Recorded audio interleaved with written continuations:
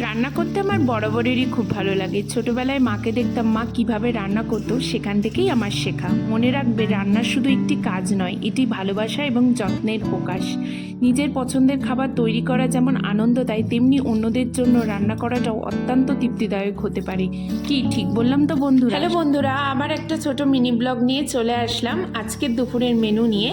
তো আজকে কি কি রান্না করেছি তোমাদের সাথে শেয়ার করব। তো ফার্স্টেই লাল শাক ভেজে নিয়েছি, এখন বানাচ্ছি চিংড়ি মাছের মালাইকারি। তোমরা বড় চিংড়ি দিয়েও করতে পারো, বাট আমার কাছে এই সময় ছোট চিংড়ি অ্যাভেলেবেল ছিল, তাই ছোট চিংড়ি দিয়েই বানালাম। পেঁয়াজ রসুন আদা আর লঙ্কা একসাথে সিদ্ধ করে বেটে নিয়েছি, তারপর কষিয়ে লাস্টে নারকেলের দুধ দিয়ে নামিয়ে নিয়েছিলাম। একদম সিম্পলভাবে বানিয়েছি, বাট খেতে খুব ভালো হয়। তোমরা বাড়িতে অবশ্যই ট্রাই করো।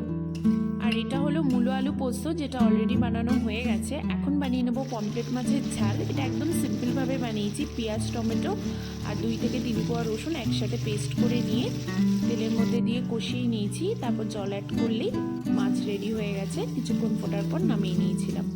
তো এই হচ্ছে আজকের দুপুরের মেনু। তোমাদের ভালো লাগলে অবশ্যই জানাবে।